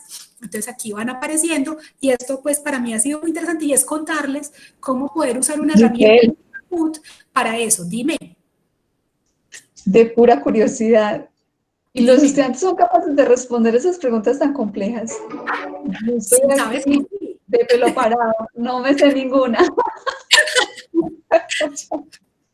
Pero claro, lo que pasa es que esto hay que poner el examen para un ingreso a un doctorado, Giselle, por Dios. Pues mira, Sandra, mira el asunto tan particular. Claro, esto hay que ponerlo en un contexto, ¿cierto? En un contexto donde ha habido unas discusiones, donde ha habido actividades previas, incluso donde los estudiantes ni siquiera tienen como la intención como de ganar el examen, porque yo me presento así, se los presento como juego, ¿cierto? Y los estudiantes, además al final yo les pregunto cómo se sintieron y todos dicen, así se hayan equivocado en algunas, profe, tan chévere esta actividad, profe, la pasamos muy chévere, ¿cierto? Mira, por eso, claro, aquí hay preguntas que se ven sumamente difíciles, pero si vieras que con los estudiantes, como ya hemos tenido conversaciones sobre eso y estamos trabajando enfoques epistemológicos en la primera parte de la unidad de fundamentos, pues claro, ellos ya se han relacionado con estos conceptos, con estos autores y con los postulados básicos. Pero claro, eso de entrada sin haber hecho esto, eso suena muy difícil. Pero mira, incluso los niveles de respuesta no son bajos. Pues los niveles de respuesta son altos, claro, en unos más que en otros, pero esto, por ejemplo, lo hago con estudiantes de primer semestre de fundamentos de información. Es como mostrarles que se pueden usar estas herramientas y esto lo responden ellos de manera individual, ¿cierto? Aquí es básicamente de manera individual, pero esto también se puede hacer, por ejemplo, de manera sincrónica, proyectándolo en un tablero, por ejemplo, en un tablero en el aula de clase y los estudiantes se conectan a través de su celular, si lo pensáramos en la presencialidad. Eso también se podría hacer. Y para ello les digo, tanto a nivel de pregrado y de posgrado, ha sido sumamente interesante. Eso como para compartirles como una experiencia con el uso del Kahoot como herramienta. También hay otras herramientas, pues que aquí aparecen, pues yo, incluso, aquí hay incluso herramientas que se han mencionado, por ejemplo, en el curso de enseñar desde casa, precisamente de arroba, y otras que yo he usado porque me gustan, porque las he aprendido a usar como en todo este tiempo. Edpuzzle, por ejemplo, es una herramienta donde se pueden crear, editar, hacer preguntas, cuestionarios, añadir notas de voz, recortar y crear clases haciendo uso de videos propios o de alguna plataforma en internet. Esta plataforma permite crear videolecciones o videoclases, donde tú tienes un video y a medida que va avanzando el video, tú puedes en algún momento del video introducir una pregunta, introducir una reflexión, plantearle al estudiante incluso preguntas para valorar si ha logrado entender lo que se le ha planteado, y eso puede ser incluso actividades previas a la clase y que resultan para los estudiantes muy estimulantes. No es solo el documento escrito, el documento textual, el artículo, sino también, ¿por qué no una videoclase o una videolección que le podamos compartir previamente? También aparecen estas herramientas de Geniali o Canva, donde puedes diseñar actividades evaluativas grupales, teniendo en cuenta la gamificación o recurrir a otras estrategias, como infografías o storytelling. Aparece también el Nearpod, puedes crear presentaciones interactivas e incluir actividades de seguimiento y evaluación. Esta herramienta me pareció muy interesante porque es llevar las diapositivas que uno tiene diapositivas en PowerPoint, y llevarlas a presentaciones interactivas donde a medida que vayan avanzando las diapositivas, uno puede ir haciéndole preguntas a los estudiantes. Entonces uno luego les comparte el enlace, los estudiantes ven las diapositivas, pero donde uno quiere que uno puede ir insertándole preguntas y a partir de eso se hace retroalimentación para el estudiante. Esta herramienta me ha llamado mucho la atención. Y también lo que son, por ejemplo, las pizarras interactivas para desarrollar actividades evaluativas de co-creación y colaboración. Esto les quiero, por ejemplo, presentar algunas de ellas. Yo por aquí tengo, de hecho, un juego que hice en Genial para los estudiantes, donde a partir de qué tanto sabes sobre la ciencia de la información, creo que se los presenté, hacíamos esto es una actividad que se conoce como breakout, como salir de una situación en la que tú estás como que tienes que descifrar una clave para poder abrir una puerta. Es como esto. Entonces, yo hago estas actividades con los estudiantes en primer semestre, también a partir de lecturas, ¿cierto? Lecturas, actividades previas. Pues los chicos no llegan a estas actividades sin haber leído, sin haber conversado, ¿cierto? Y de sesiones donde recopila, aquí la orientación era ingresar a cada una de estas actividades y obtener un número.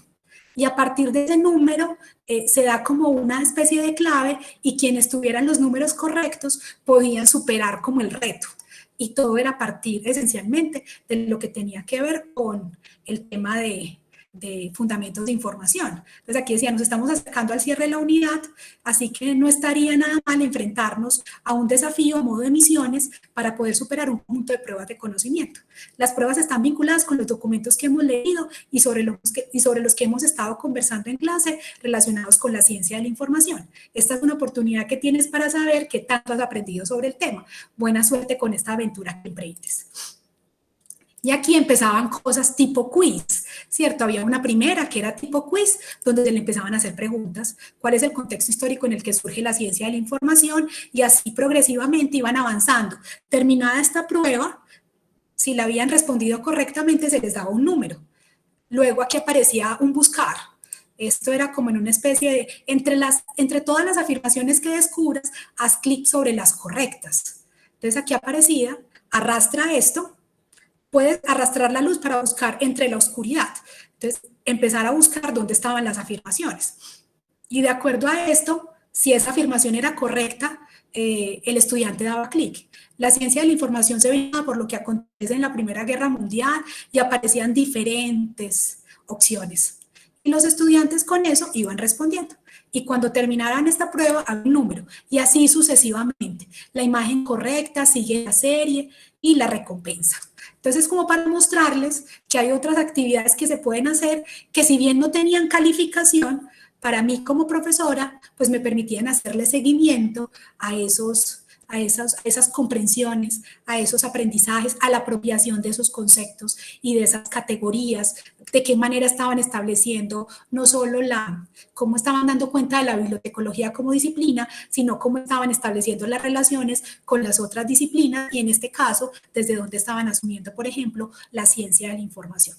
Es un poco como para mostrarle alternativas. Y si vamos a eso también cuando hablamos, por ejemplo, de Padlet, que Padlet es una pizarra interactiva, les quiero compartir, por ejemplo, también cosas que yo he hecho ya directamente con estudiantes en maestría a partir de un trabajo que hacemos de análisis, en este caso del lenguaje cinematográfico, pero para el caso de la investigación, cómo a partir de ese tipo de cosas se van compartiendo las construcciones que tienen por grupos y cómo se convierte en un mural donde podemos acercarnos a diferentes formas de apropiación de los contenidos, ¿cierto? Entonces aquí aparecen cómo los estudiantes no solo incluyen contenido que está en textual, sino que también incluyen la fotografía, ¿cierto? Y también incluyen videos construidos incluso por ellos mismos y por ellas mismas, ¿cierto? Me he encontrado con estudiantes que han recurrido al teatro de las sombras, por ejemplo, para presentar una apropiación que hacen de contenidos o de conceptos en la asignatura. Es como mostrarles que hay oportunidades muy interesantes también desplegadas como en estas pizarras interactivas que a mí me parecen muy interesantes y que a los estudiantes también les llama mucho la atención. Ejercicio también de co-creación. Esto para mí es co-crear, desde la diferencia, diferentes como entradas y comprensiones acerca de la temática. Y así también yo me podría ir a mostrarles acá otros ejemplos directamente de otros profes y otras profes. Por ejemplo, aquí les quiero compartir, recuerdan que yo les envié hace más o menos casi un mes, como una ficha para que me pudieran compartir experiencias evaluativas como distintas, ¿cierto? Diversas, que les haya a usted también representado como un desafío. En este caso me respondieron varios profesores, ¿cierto? Me respondieron como unos siete profesores, entre profesores vinculados, ocasionales y de cátedra. Aquí les quiero compartir algo que me compartió la profesora Isabel Cristina con su curso de gestión cultural en el programa de archivística. Me pareció muy interesante, es como también la profesora me compartía que a partir de un ejercicio de reconocimiento de contexto que ella normalmente hacía en el escenario de lo presencial, en la virtualidad le llevó a los estudiantes plantear un escenario de reconocimiento del contexto cultural a través de la web, ¿cierto? Entonces, cómo los estudiantes hicieron diferentes actividades para poder reconocer esos escenarios, pues todas esas posibilidades que se desarrollan en los contextos sin que necesariamente los estudiantes hayan realizado visitas presenciales. Eso me pareció interesante y aquí aparece pues todo cómo los estudiantes para hacer ese reconocimiento del contexto cultural pues recurrieron a documentales, a videos, pues también algunas fuentes orales a las que se pudieron acercar muy particularmente, pero también hicieron recorridos virtuales y observación de trabajo de campo. Esto me llamó mucho la atención, por ejemplo, como a través de Google Maps los estudiantes hicieron recorridos virtuales de barrios, de contextos, eso como interesante. Y también porque quería compartir con ustedes, pues además de eso, otros asuntos que tenían que ver, pues ya les mostré lo de las pizarras, las infografías, por ejemplo, cómo los estudiantes a partir también de las infografías que pueden hacer con diferentes herramientas, resultan ser muy interesantes porque pues permiten esquematizar y presentar de manera resumida pues conceptos, categorías, establecer relaciones, y esta es por ejemplo una de las infografías hechas por un estudiante de primer semestre como para mostrarles como alternativas y ejemplos, ¿cierto?, de cosas que hay.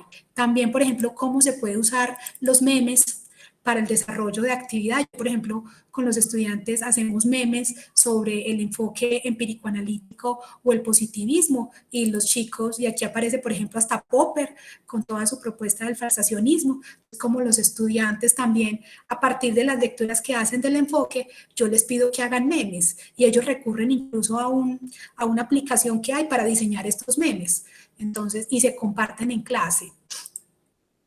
Aparece también el podcast o los storytelling, que los podcasts son bastante conocidos, bueno, ya se han venido conociendo mucho más como en esta época, y por ejemplo con los estudiantes también hacemos podcasts. Yo tengo por acá ejemplos de podcasts hechos por estudiantes de primer semestre acerca de la bibliotecología y cuáles fueron como las contribuciones o los desarrollos que se desataron a partir de la Segunda Guerra Mundial, por ejemplo, y aquí están como las orientaciones alrededor de las cuales les propongo a los estudiantes crear historias para contar historias sobre el surgimiento y desarrollo de la bibliotecología en momentos de crisis e incertidumbres, porque esto fue un ajuste que hicimos el semestre pasado, como por ejemplo las pandemias, las guerras se han constituido también en oportunidades, o cómo han alentado el surgimiento y el desarrollo de la disciplina bibliotecológica en el mundo. Entonces son cosas como estas que los estudiantes han hecho, y les quería compartir, bueno, también videos. Los estudiantes hacen videos, por ejemplo, el profesor Didier en la asignatura de teoría de la lectura le pide a los estudiantes que elaboren el semestre pasado un video con unas orientaciones muy específicas como acerca de un tema que les interese, ¿cierto? De eso que viste en la asignatura, qué fue lo que te llamó la atención en términos a una temática y que lo pueda desarrollar en un tiempo determinado, haciendo una introducción al principio. Entonces son como oportunidades para ver otras cosas, pero también aquí me parece importante poderles mostrar como que los profesores también han hecho uso de la autoevaluación, así como lo mencionaba Marta al principio, por ejemplo, como la profesora también Isabel Cristina recurre a la autoevaluación y a la coevaluación. Y en esto ella plantea unos criterios de evaluación, ¿cierto? Donde están aquí definidos un criterio con respecto a la estructura de la presentación, con respecto a la apropiación temática, con respecto a las ayudas audiovisuales, con respecto al proceso de lectura, la participación en las sesiones y las observaciones cualitativas que hagan los equipos. Entonces aquí ella en este esquema hay un ejemplo de 2 estudiantes que lo hicieron, hacen la autoevaluación y hacen la coevaluación. Entonces es mostrarles como alternativas frente a ese ejercicio. También la autoevaluación la hemos hecho, por ejemplo, en fundamentos de información, donde a los estudiantes se les plantea unos ítems para esa autoevaluación, donde ha sido una autoevaluación también que nos permitía a nosotros identificar como cuáles son los principales aspectos que destaca de su desempeño durante el desarrollo de esta unidad temática, cuáles son las principales dificultades que ha tenido para participar en el desarrollo de la unidad y qué apoyos crees que necesita para superar estas dificultades. Este tipo de cosas, por ejemplo, lo llevábamos a Google Forms para mostrarles, para que los estudiantes los pudieran diligenciar en línea y pudiéramos tener un reporte de las respuestas y también como unos porcentajes de cuáles eran los aspectos a destacar, ¿cierto? Pero cuáles eran también las dificultades que más tenían los estudiantes.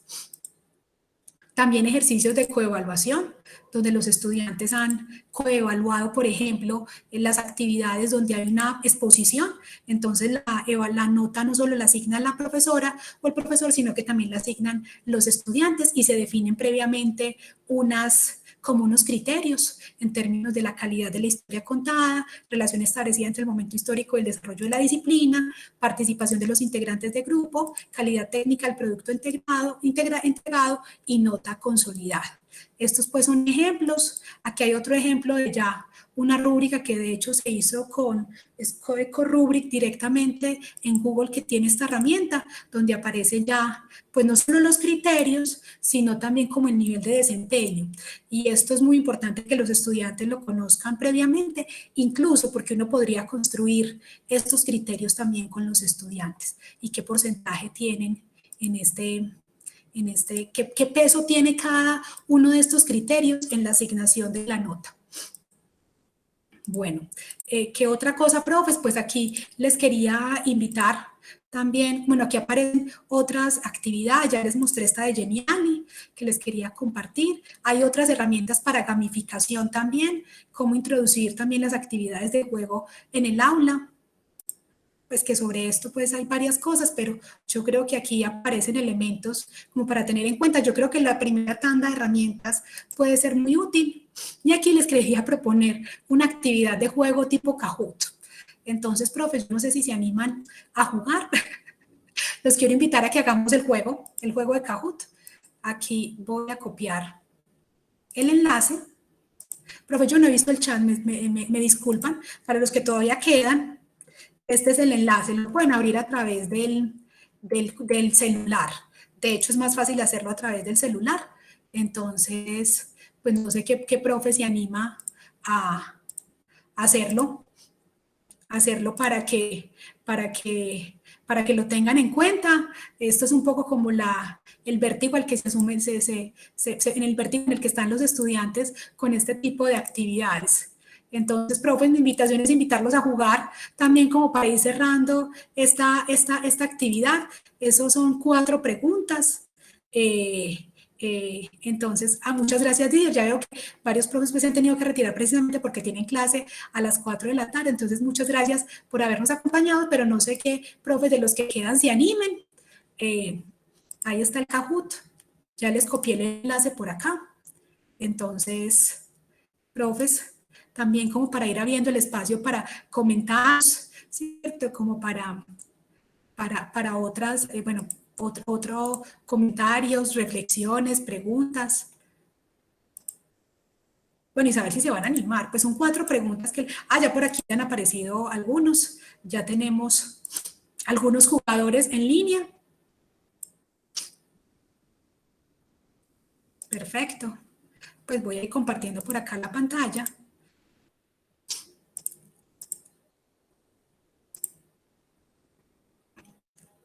Ya hay 3 jugadores en este momento.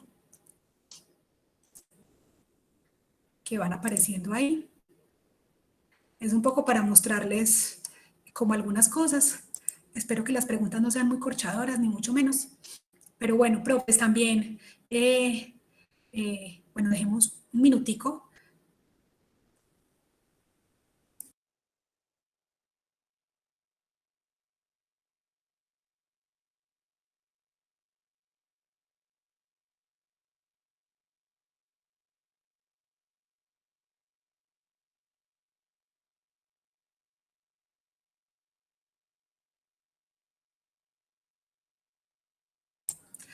Bueno, solo para mostrarles como algunas cosas, aquí aparece entonces como el resumen. Sí, muy bien, te fue muy bien, Beatriz Elena. A la profe Beatriz, aquí han participado ya hay 4 jugadores, pues la idea es como invitarlos a que lo hagan con total tranquilidad. Esto aquí no tiene la intención de generar una nota de quién aprendió más o quién aprendió menos.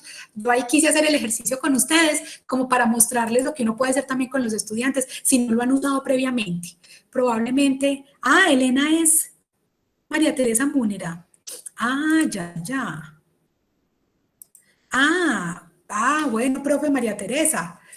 Ok, usted, o sea que ese es su nickname, su alias. Bueno, muchas gracias por la aclaración.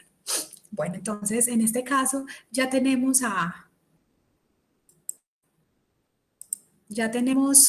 en este caso, 5 jugadores. Las preguntas es como para mostrarles, yo creo que varios, probablemente algunos la han usado, y si no es como invitarlos a que lo hagan. No sé cómo se sintieron, no sé si alguno o alguna de las que participó quiera compartir cómo se sintió, porque eso tiene hasta musiquita y todo, ¿cierto? Y eso ahí genera un poco de ansiedad, tiene un tiempo. Uno también define los tiempos. Yo le puse 90 segundos por cada una de las preguntas, pero no sé si alguno de los profes quiera, claro, hay que bajarle un poquito al volumen, porque al principio es muy chévere, pero después se vuelve un poquito, le genera a uno como ansiedad. Pero los chicos disfrutan mucho hasta esa música, ellos sí la dejan. A mí me estorba un poquito. ¿Cómo se sintieron como con la actividad? ¿Cómo la vieron? ¿Cierto? Claro, tiene un poco uno la sensación de competencia, pero por eso es muy importante que uno también como profesor defina como los alcances de la actividad, porque yo siento que ahí no se trata de como de solo señalar a quien ocupó el primer lugar y como un poco menospreciar a los que ocuparon el último lugar. Yo creo que ese es más el ejercicio como de situar cuáles han sido las comprensiones y sobre qué asuntos hay que hacer énfasis, quizás profundizar, porque hay confusiones. Es más como en esa perspectiva. Muchas gracias, profes, porque veo que ya se animaron como a responder. Yo por aquí les voy a compartir las preguntas, ¿cierto? Jugaron 5 personas. Las preguntas eran qué es la evaluación, y lo interesante es que aquí le va mostrando a uno, pues efectivamente, pues qué es la evaluación y cuáles eran las respuestas y cuál fue la respuesta más elegida, ¿cierto? Y aquí aparecen quienes ocuparon pues como esos lugares, pero pues yo siempre normalmente me quedo en este lado. Luego, la otra era, en la evaluación no debería tenerse en cuenta la participación del estudiante, pues aquí aparecen entonces quienes respondieron.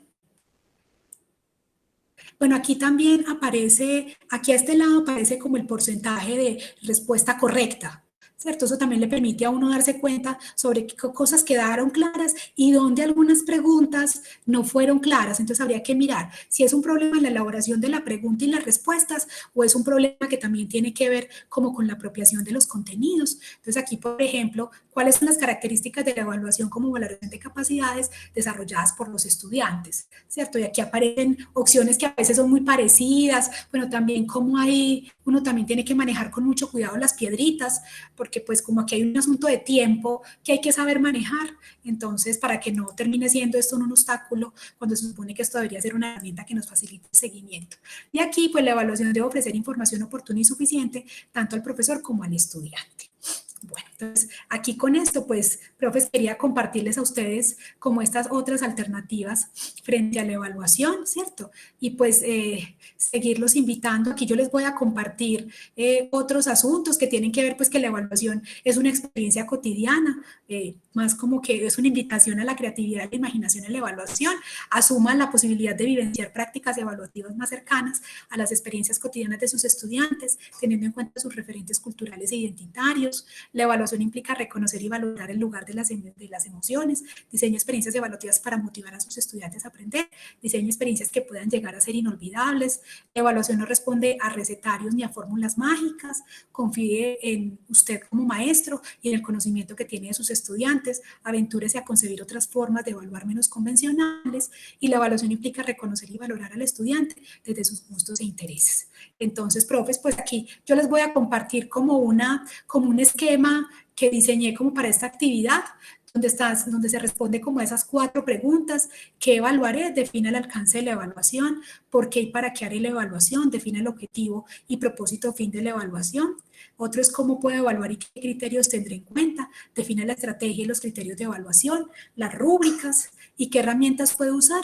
Define las herramientas que va a usar para la evaluación. Y aquí pues agradecerles a ustedes también como el espacio, como para compartir estas reflexiones como iniciales, bueno, iniciales no, como estas provocaciones frente a la evaluación. Entonces, profes, no sé si hay algún comentario, alguna comentario, reflexión, pregunta sobre este tema, para que vayamos terminando, para no abusar mucho de los tiempos. Además, ya que por aquí comentaron varios cómo se habían sentido con la actividad. Muchas gracias, profe María Teresa. Pues yo siento que aquí hay herramientas muy variadas. Como les dije, la mayoría de ellas también las trabaja UDI@. Yo incluso les puedo compartir no solo la presentación, sino como los enlaces. Ya otra cosa sería mirar, por ejemplo, más adelante, cómo programamos talleres muy puntuales para las herramientas, en caso de ser necesario. Entonces, por ejemplo, para Kahoot, para Socrates, para Edpuzzle, y ahí podemos también buscar apoyo en UDI@. Podríamos mirar algunas de esas como alternativas, ¿cierto? Entonces, bueno, pero creo que podríamos mirar luego unos talleres muy puntuales, ¿cierto? Como para aprender a manejarlas. Claro, yo creo que son alternativas, profes. Y bueno, esto es más, son sugerencias para que podamos también tenerlas en cuenta, como en nuestras sesiones de clase, y yo creo que resultan también muy retadoras para los estudiantes y obviamente también para nosotros. Entonces, pues, profes, muchas gracias. Por aquí, Beatriz, también muchas gracias a ustedes por participar.